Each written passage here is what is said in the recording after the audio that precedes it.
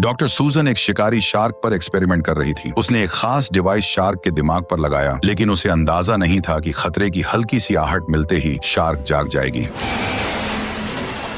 किस्मत से शार्क दोबारा बेहोश हो गई। मौका मिलते ही सूजन ने उसके सिर पर डिवाइस फिट किया और इमेजिंग सिस्टम की मदद से लगभग 10 मीटर लंबी सुई उसके ब्रेन में उतार दी। बेहोश होने के बावजूद शार्क तेज दर्द महसूस कर रही थी, लेकिन आखिरकार सूजन ने उसके दिमाग से 4.5 मोल प्रोटीन निकाल लिया। उस प्रोटीन को अल्जाइमर पेशेंट की डैमेज ब्रेन सेल्स के साथ मिक्स किया गया। अब सभी लोग स्क्रीन पर नजरें टिकाए रिजल्ट का इंतजार कर रहे थे, क्योंकि अगर यह एक्सपेरिमेंट सफल हो जाता तो लाखों मरीजों को नई जिंदगी और टीम को एक मोटा मुनाफा मिल सकता था। जैसे ही प्रोटीन और ब्रेन सेल्स के बीच रिएक्शन हुआ, डैमेज हो चुकी सेल्स दोबारा जिंदा होने लगी। इस रिजल्ट ने यह साबित कर दिया कि उनका एक्सपेरिमेंट सफल रहा। सफलता की खुशी में एक साइंटिस्ट ने तुरंत सिगरेट जला ली, लेकिन जैसे ही वह बेफिक्र होकर शार्क के पास गया, तभी सिगरेट की स्मेल मिलते ही शार्क अचानक जाग गई और एक ही झटके में उस पर हमला कर दिया।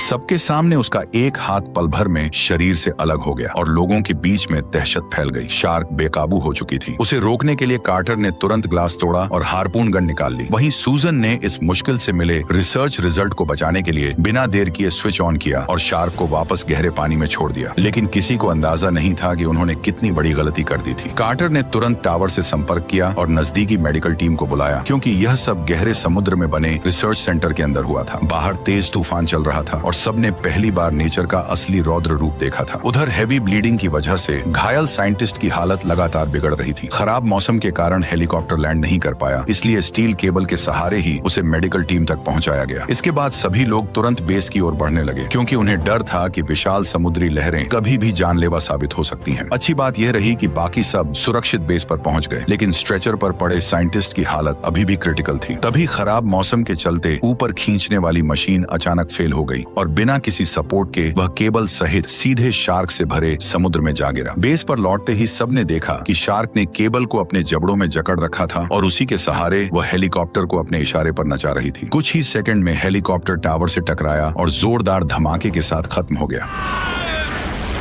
ब्लास्ट इतना पावरफुल था कि बेस के कई हिस्सों में आग फैल गई। साथ ही उनका पूरा सर्वेलेंस और कम्युनिकेशन सिस्टम भी डाउन हो गया। जब सबका ध्यान कंट्रोल पैनल पर था, तभी रसल ने देखा कि पास से कुछ तेजी से उनकी तरफ बढ़ रहा है। अगले ही पल उसे समझ आया कि वही शार्क उनके घायल साथी को मुंह में दबाए सीधे ग्लास वॉल की तरफ आ रही थी। पास पहुंचते ही उसने उस आदमी को पूरी ताकत से कांच पर दे मारा और अगले ही सेकंड ग्लास में दरारें पड़ गईं। मरते हुए साथी और टूटते कांच को देखकर सबके अंदर डर और गहरा हो गया। वे वहां से हटने ही वाले थे कि अचानक एक और हादसा हो गया।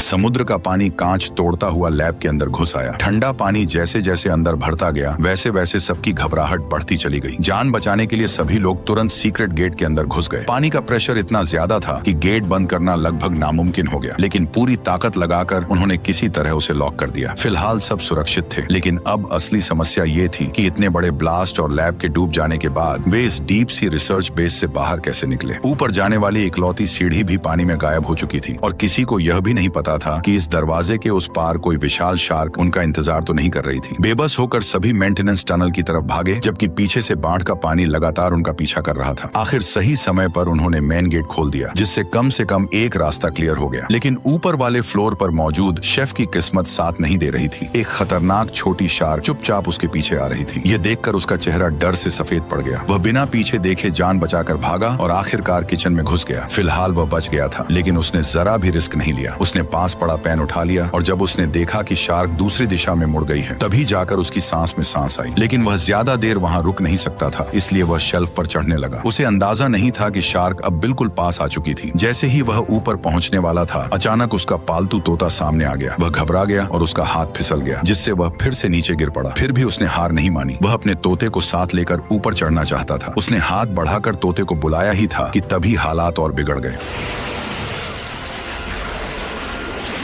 शार्क ने शेल्फ पर जोरदार टक्कर मारी और शेफ सीधे पानी में जा गिरा। इस जानलेवा पल में उसे पास ही एक ओवन दिखा। जान बचाने के लिए वह तेजी से उसकी तरफ तैरा और शार्क के पहुंचने से ठीक पहले उसके अंदर घुस गया।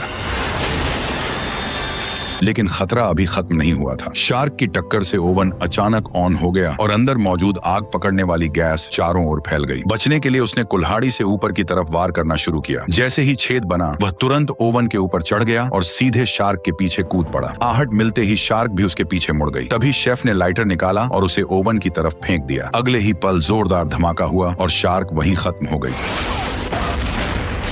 दूर हुए धमाके ने एक शार्क को तो खत्म कर दिया, लेकिन सबके दिमाग में एक बड़ा सवाल उठ गया कि एक साधारण समुद्री जीव में इंसानों पर हमला करने की इतनी समझ कैसे आई और उसने अपने शिकार को कांच तोड़ने के हथियार की तरह क्यों इस्तेमाल किया। तभी डॉक्टर सूसन ने सच बताया कि प्रोटीन निकालने के लिए उन्होंने शार्क के दिमाग में एक इलीगल केमिकल डाला था, जिससे उसका ब्रेन असामान्य रूप से बड़ा हो गया और उसकी इंटेलिजेंस कई गुना बढ़ गई। लेकिन साइड इफेक्ट में वे शार्क पहले से ज्यादा स्मार्ट और ताकतवर बन गई। सब बेबस और शौक में थे, फिर भी बाहर निकलने का रास्ता ढूंढना जरूरी था। उन्होंने पनडुब्बी से भागने का प्लान बनाया, लेकिन पता चला कि छोटी शार्क उसे पहले ही तबाह कर चुकी थी। अब सिर्फ दो ऑप्शन बचे थे, या तो तैरकर पहले फ्लोर के प्लेटफॉर्म तक पहुंचे और वहां से लिफ्ट से ऊपर जाने की कोशिश करें, लेकिन रास्ते में जरा सी चूक हुई तो बचना नामुमकिन होगा। दोनों रास्तों में मौत का खतरा साफ दिख रहा था और इसी डर ने टीम के बीच गुस्सा बढ़ा दिया। तभी रसल ने डाइव करके निकलने का सुझाव दिया, लेकिन शायद यह बात शार्क को मंजूर नहीं थी। अचानक वह पानी से बाहर उछली, रसल को एक ही झटके में अपने जबड़ों में दबाया और उसे घसीटते हुए गहराई में ले गई। ये देखकर सब सन्न रह गए। लग रहा था कि शार्क ने उनका डाइव करके निकलने का ऑप्शन पहले ही खत्म कर दिया है। मजबूरी में सबने सामने वाला गेट खोल दिया, जो शायद उन्हें ऊपर ले जा सकता था, लेकिन कुछ ही सेकंड में एयर प्रेशर की वजह से समुद्री पानी लिफ्ट शाफ्ट में भरने लगा। दो मेंबर्स ने जान जोखिम में डालकर दरवाजा किसी तरह बंद किया, पर नई मुसीबत उनका इंतजार कर रही थी। ऊपर लिफ्ट एरिया में हुए ब्लास्ट से आग लगी हुई थी और रखा सामान भी फट रहा था। उधर शार्क लगातार दरवाजे पर टक्कर मार रही थी। स्थिति बिगड़ती देख कार्टर ने फैसला किया कि उसके साथी आगे बढ़ें और वह खुद रिस्क लेकर -1 फ्लोर का हैच खोलेगा, ताकि पानी का लेवल कंट्रोल हो सके। उसका फैसला सही साबित हुआ। उसने हैच खोल दिया और सही वक्त पर शार्क के हमले से भी बच गया। लेकिन तभी हालात फिर पलट गए। एक ढीले स्क्रू की वजह से सीढ़ी का हिस्सा टूटकर नीचे गिर गया। अच्छी बात यह थी कि सीढ़ी दूसरी तरफ अटक गई, लेकिन एक टीम मेंबर संतुलन खो बैठा और सीधे पानी में गिर गया। कार्टर ने तुरंत खुद को संभाला और उसे बचाने की कोशिश की, लेकिन वह 1 सेकंड देर हो गया।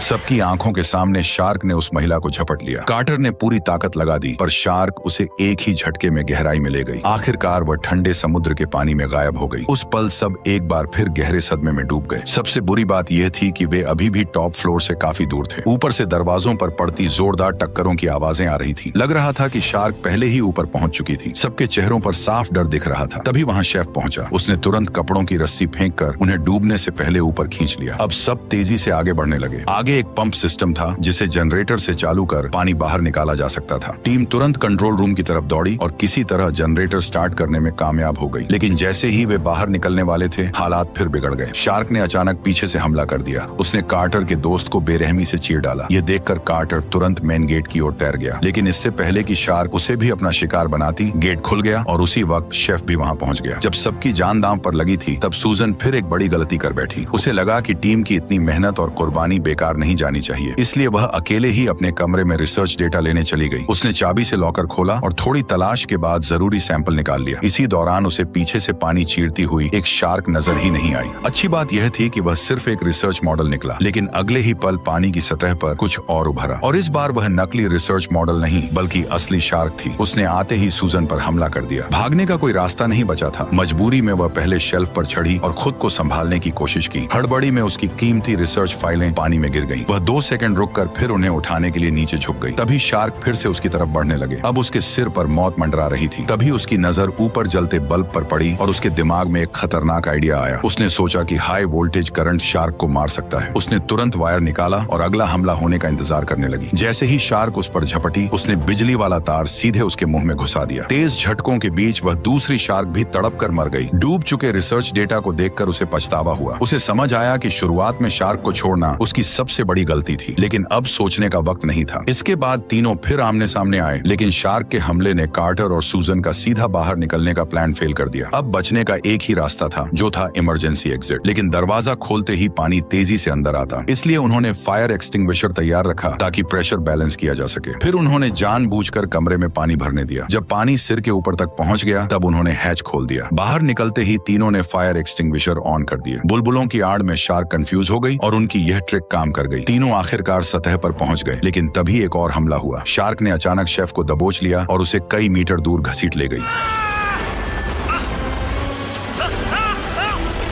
फिर भी शेफ ने हार नहीं मानी। उसने अपने गले में लटका क्रॉस निकाला और पूरी ताकत से शार्क की आंखों पर वार करने लगा। आखिरकार वह एक बार फिर मौत के मुंह से बच निकला। ये देखकर कार्टर और सूजन दोनों हैरान रह गए। कार्टर फिर से पानी में कूद पड़ा और शेफ किसी तरह मलबे के ऊपर चढ़ आया। सूजन ने उसकी चोट पर पट्टी बांधी, जिससे फिलहाल ज्यादा ब्लीडिंग का खतरा टल गया। चारों तरफ फैले मलबे को देखकर उन्हें एक बड़ी सच्चाई समझ आई कि पहले नीचे बनी मजबूत दीवारों से शार्क को अंदर कैद किया जा सकता था, लेकिन अब पूरा स्ट्रक्चर धीरे धीरे डूब रहा था और ऊपर सिर्फ पतली आयरन ग्रिल बची थी। इसका मतलब साफ था कि शार्क सिर्फ इंसानों को मारना नहीं चाहती थी, बल्कि वह इस इंसानी पिंजरे से निकलकर खुले समुद्र में भागना चाहती थी। उसे खत्म करना होगा।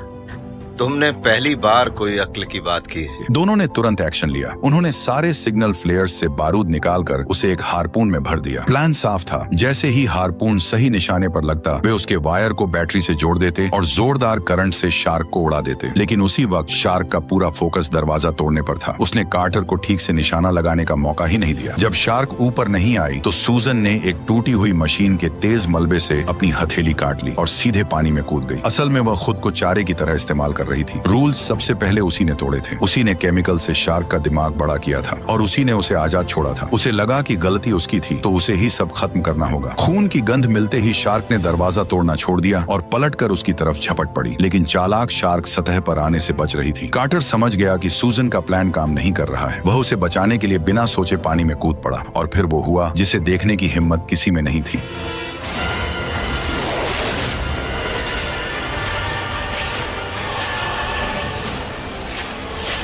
अगले ही पल शार्क ने सूजन के बेरहमी से टुकड़े टुकड़े कर दिए। कार्टर बस ये सब होते देखता रह गया। खून की गंध के बाद अब शार्क ने कार्टर को टारगेट कर लिया और उसकी तरफ बढ़ने लगी। जब उसने हमला किया तो कार्टर घबराया नहीं। अपनी तेज तैराकी से वह अटैक से बच निकला और मौका पाते ही उसने शार्क के फिन को पकड़ लिया और खुद को दूर धकेल दिया। उसी वक्त शेफ ने फिर कमान संभाली। उसने हारपून गन उठाई और पूरी तैयारी के साथ खड़ा हो गया। उसने हारपून को शार्क की फिन पर टारगेट किया और जैसे ही उसे सही मौका मिला, उसने बिना सोच हारपून सही तरीके से शार्क के फिन में दाग दिया। लेकिन उसी पल उससे एक गलती हो गई। हारपून फिन को चीरती हुई कार्टर के पैर के आर पार निकल गई। तार तेजी से खींच रहा था। अगर कार्टर ने समय रहते खुद को शार्क से अलग नहीं किया तो शेफ के बैटरी से वायर जोड़ते ही जोरदार धमाका होगा और वह भी शार्क के साथ खत्म हो जाएगा। लेकिन बचना आसान नहीं लग रहा था। शार्क जाली तोड़कर बेस से बाहर निकलने ही वाली थी कि तभी कार्टर ने सही समय पर जाल पकड़ लिया और खुद को उसके फिन से अलग कर लिया। उसी पल शेफ ने बैटरी से वायर जोड़ दिया और अगले ही सेकंड जोरदार विस्फोट हुआ। धमाका इतना खतरनाक था कि शार्क वहीं खत्म हो गई। जैसे ही शेफ ने कार्टर को जिंदा देखा, उसके काले चेहरे पर फिर से मुस्कान लौट आई। इस तरह उन्होंने अपने कई साथियों की कुर्बानी देकर आखिरकार शार्क का आतंक खत्म कर दिया और यहीं पर ही शानदार मूवी खत्म हो गई। वैसे मुझे तुम बताओ कि तुम्हें ये एक्सप्लेनेशन कैसी लगी। अगर अच्छी लगी हो तो वीडियो को लाइक कर चैनल को सब्सक्राइब कर लो। अगर इस मूवी का सेकंड पार्ट का एक्सप्लेनेशन भी चाहिए तो कमेंट भी कर दो। Okay bye.